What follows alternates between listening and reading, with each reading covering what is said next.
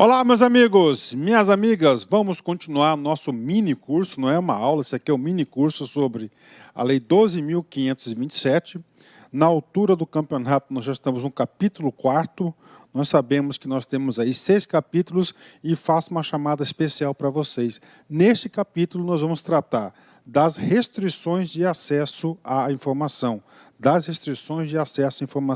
Professor, quais são essas restrições? 2 tipos de restrições. Aquelas informações que são protegidas por sigilo, ok? E as outras informações que são consideradas informações pessoais, né? Então, esses aqui são os dois tipos, né, os 2 blocos de informações que são sujeitas à restrição. Professor, por que sujeitas à restrição? Primeiramente, você tem que entender na altura do campeonato que essa aqui é uma lei que está regulando o quê? O direito constitucional de acesso a informações, ou seja, regra geral.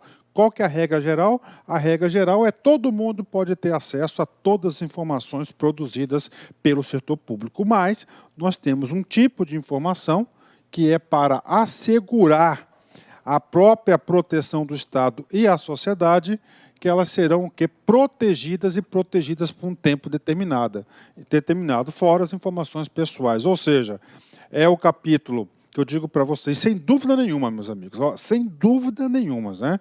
É o capítulo na qual nós temos aí mais exercícios, é o capítulo de maior incidência de questões de prova. Inclusive o seguinte, nessa aula nós temos aí 35 slides, dos 35 slides, vocês podem ter certeza que nós vamos resolver 10 questões de concurso. Por quê, professor? Porque é o mais cobrado.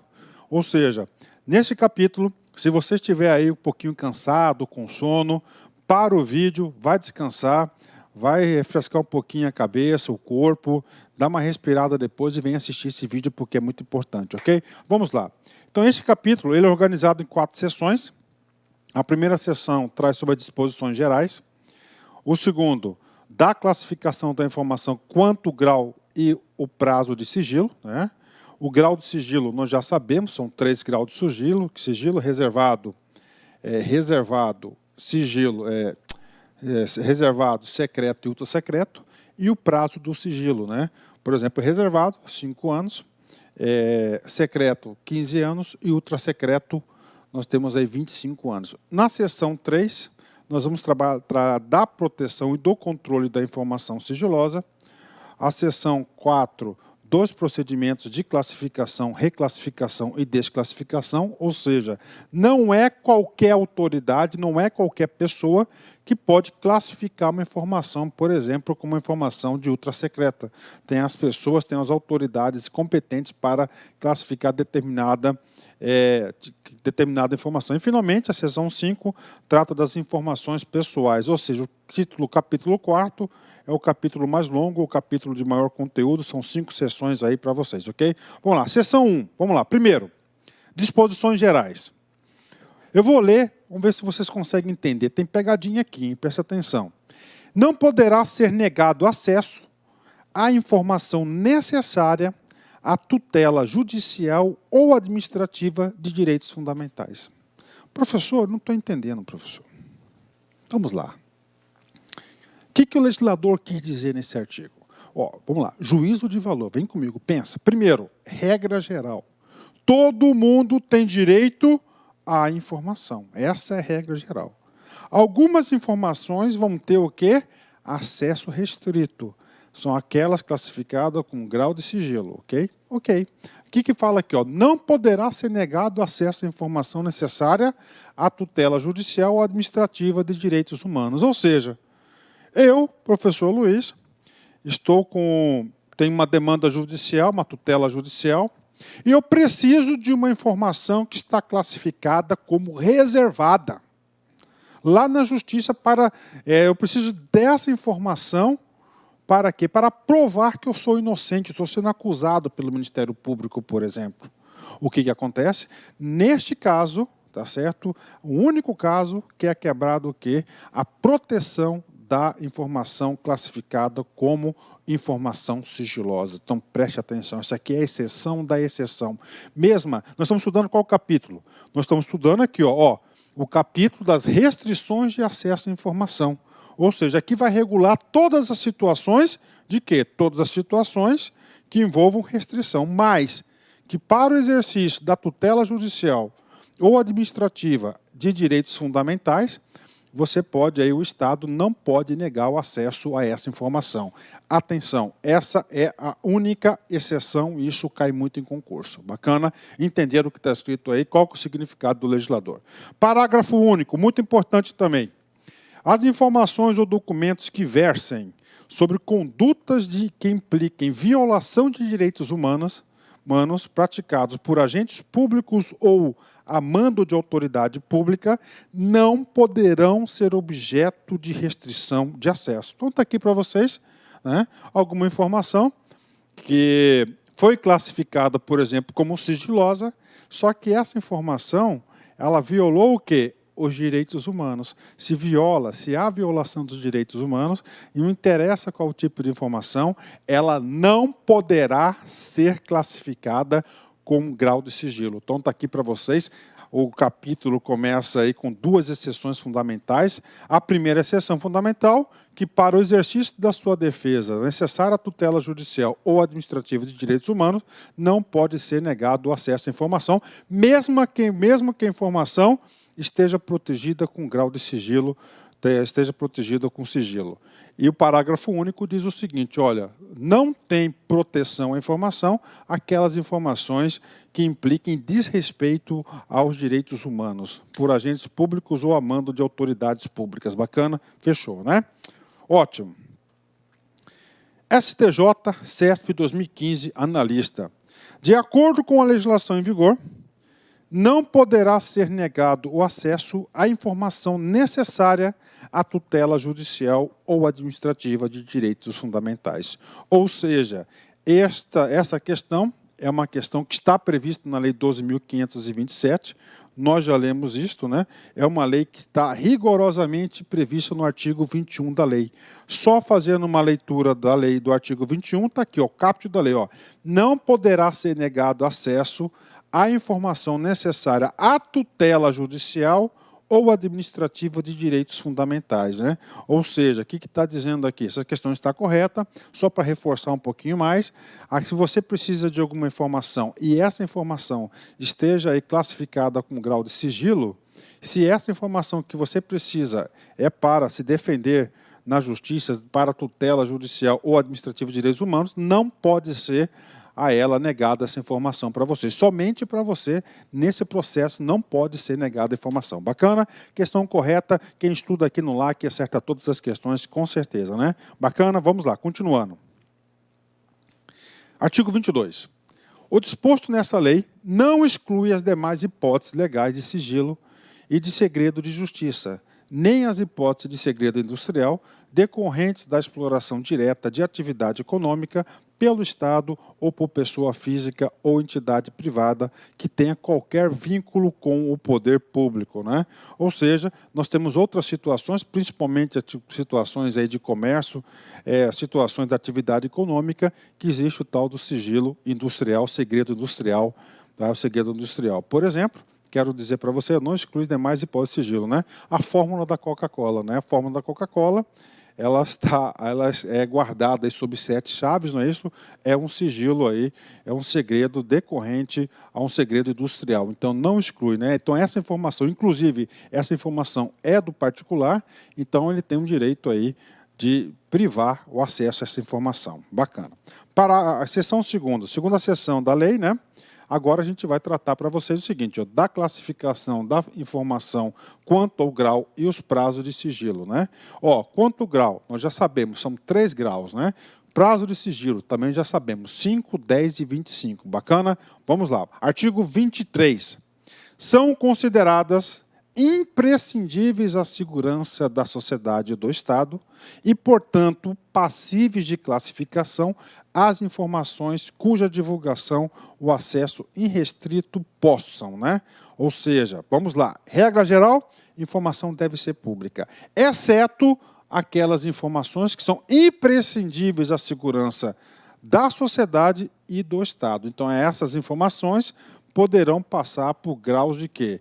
de classificação quanto ao sigilo. Bacana? O que diz o artigo 23? O artigo 23, ele vai dizer o seguinte, o artigo 23 ele vai dizer quais as situações, quais os tipos de informações que serão sujeitas aí à aplicação do sigilo, ou seja, eles vão tratar de forma reservada, elas vão ser restritivas, não vão ser divulgadas por um determinado tempo. Professor, por que isso aqui é importante? Isso aqui é muito importante, sabe por quê? Isso aqui é uma defesa para a democracia. Imagine só, né, um ministro de Estado aí tendencioso, né, ele comete aí, tendencioso, né, tem algum documento, que esse documento aí, ele possa, inclusive, reincriminá-lo, né, judicialmente. O que ele fala? Para não dar acesso à publicidade desse documento que vai estar formando prova contra o cara chega lá e decreta, classifica como o quê? Como documentos aí, como documentos ultrasecretos. São 25 anos, né? O que acontece, cara? Ultrasecreto, pronto, acabou, esse documento não vai ser público, né? E aí? Aí daqui 25 anos nem sabe se o cara estará vivo. Então, para isso, o legislador sabiamente definiu em algumas hipóteses, quais são as hipóteses na qual esses documentos serão aí sofrer a restrição. São poucas hipóteses. Primeira, pôr em risco a defesa e a soberania nacionais ou a integridade do território nacional. 2, prejudicar ou pôr em risco a condução de negociações ou as relações internacionais do país, ou as que tenham sido fornecidas em caráter sigiloso por outros estados e organismos internacionais. Terceira situação, pôr em risco a vida, a segurança ou a saúde da população, oferecer elevado risco à estabilidade financeira, econômica ou monetária do país. Em relação a esse item 4 aqui, muitas informações aí produzidas pelo Banco Central do Brasil são informações aí que têm um certo grau de sigilo, né? Por quê? Porque se essas informações forem divulgadas não no momento correto, pode ocasionar o quê? Elevado risco à estabilidade financeira, econômica e monetária do país. 5. Prejudicar ou causar risco a planos ou operações estratégicos das Forças Armadas. Prejudicar ou causar risco a projetos de pesquisa e desenvolvimento científico ou tecnológico, assim como a sistemas, bens, instalações ou áreas de interesse estratégico nacional. 7. Pôr em risco a segurança de instituições ou de altas autoridades nacionais ou estrangeiras e seus familiares. Ou, finalmente, item 8, comprometer atividades de inteligência, bem como de investigação ou fiscalização em andamento relacionadas com a preservação e repressão de infrações, né? Ou seja, na condução do inquérito policial, está protegido pelo sigilo das informações, inclusive isso está no Código Processual Penal. Bacana? Então é o seguinte, o artigo 23, ele trouxe o seguinte, olha, as informações que serão classificadas como sigilosas, tá certo? Só podem ser nesses casos. Então você tem o quê? 8 hipóteses para você decorar, que são essas informações, que são motivos que podem ensejar o quê? Motivos que poderão ensejar o quê? Restrição de acesso às informações. Artigo 24. Artigo 24, ele já vai tratar qual é o grau, quais são os graus, perdão, que de sigilo que essa informação pode receber. A informação em poder dos órgãos e entidades públicas, observado o seu teor e em razão de sua imprescindibilidade à segurança da sociedade ou do Estado, poderá ser classificada como ultrasecreta, secreta ou reservada. De novo, ultrasecreta, secreta e reservada. Gente, atenção, maior potencial de questões, maior probabilidade de ser cobrado em prova é esse cara aqui, tá? Isso aqui, quem diz é estatística. Professor, e aí? Aí eu tenho que fazer para vocês, tá? Um comentário muito interessante. Vou fazer o comentário com a questão em seguir. Vem comigo. Questão CDF, né? CESP 2017, cargo de técnico. Vem comigo. Com relação ao grau de sigilo, os documentos podem ser classificados como ostensivos, reservados, secretos ou ultrasecretos, né? Então vamos lá, né? Relação grau de sigilo. Professor, o grau de sigilo está na Lei 12.527, ok? De 2011. Só que é o seguinte, cara. Essa Lei 12.527, vem comigo essa explicação importante, ela revogou aqui, tá? Ó, os artigos 22, 23 e 24 da Lei 8.159. Esses artiguinhos aqui antes que tratavam sobre a classificação do grau do sigilo. Ou seja, antes a classificação do grau do sigilo era reservado, ostensivo, secreto e ultrasecreto. Com o advento dessa outra lei aqui, da lei atual que está vigorando, eles são classificados como reservados, secretos e ultrasecretos. Ou seja, esses documentos que eram classificados como ostensivos não existem mais. Então, o aluno que estuda aí com documentação, com material antigo, né, ele errou essa questão. Então, errou por isso, porque não tem hoje, na legislação atual, essa possibilidade dos documentos serem ostensivos, bacana, ostensivos. Ou seja, a questão está errada por esse detalhe. Lembra-se, questão de 2017, cara, né? A lei foi da onde? A lei foi de 2011, já temos um tempo considerável aí de vigência dessa lei. Bacana? Fechou, né? Continuar. Parágrafo 1º. Então, o caput desse artigo ele definiu quais são os graus, quais são os tipos de classificação do sigilo. São 3, né?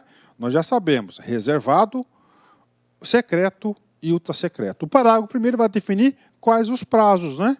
Então, os prazos, vamos ler aqui, os prazos máximos, prazos máximos, não significa dizer que toda a informação classificada terá o prazo máximo, né? De restrição de acesso à informação, conforme a classificação prevista no caput, vigoram a partir da data da sua produção, e são os seguintes. Primeira coisa, professor, quando que passa a valer, quando que passa a contar o prazo? A partir da sua produção. A partir da sua produção, gente, Detalhe importante, concurseiro, o cara que está acostumado a fazer prova de concurso, já sabe que isso aqui você tem que tomar atenção, né? Ultrasecreta, prazo máximo, 25 anos. Secreto, prazo máximo, 15 anos, né? Reservado, prazo máximo, 5 anos. E aí, professor? E aí que você tem a obrigação total de saber disso, porque, como disse, muitas questões de concurso costumam cobrar isso. Gente, questões são fáceis, só basta você memorizar. Quer ver? Vamos fazer algumas aí. CDF CESP 2017, cargo de técnico. A informação sigilosa é aquela submetida temporariamente à restrição de acesso público. Exatamente, olha só, né? Informação sigilosa, sabemos que a regra geral preceito constitucional geral, não existe informação restrita, né? E se tiver alguma informação restrita, ela tem que ser classificada como um grau de sigilo, que são 3 graus de sigilo. Qual que é o primeiro grau de sigilo? O primeiro grau de sigilo é reservado, o segundo secreto, depois ultrasecreta. Então, essa informação que é classificada como reservada, ou secreta ou ultrasecreta... Olá, meus amigos! Eu sou o professor Lac e inicialmente eu quero pedir licenças, pois estou interrompendo seus estudos, mas essa videoaula que você está assistindo é uma videoaula demonstrativa para você conhecer a qualidade do material, a qualidade do nosso trabalho. Nós aqui da Lac Concursos, nós temos 3 super cursos online específicos, bastante competitivos, para todos aqueles que irão concorrer ao concurso do Conselho Regional de Psicologia da 9ª Região. Nós aqui da Lac Concursos, este ano, nós decidimos nos especializarmos em concursos focados para conselhos. E claro, o primeiro concurso que nós estruturamos foi o CRP. Somente esse ano nós conseguimos, preste atenção, oferecer curso completo para o CRP 011, que é do Ceará, o CRP agora do Mato Grosso, que é o 18, e agora o CRP de Goiás, o 09. Então, uma coisa eu garanto para vocês, Se você quiser assistir o restante dessa videoaula, se você quiser fazer um curso mais completo, se você quiser conhecer a nossa metodologia do Personal Coach, que eu estudo em regime de metas, eu convido vocês a clicarem no link que tem aqui na descrição, falar com alguns dos nossos atendentes para qualquer esclarecimento e, claro, vir matricular, vir estudar conosco, que eu tenho certeza que você não vai se arrepender. Por quê? Porque nós vamos dar o melhor de nós. Um forte abraço, espero vocês.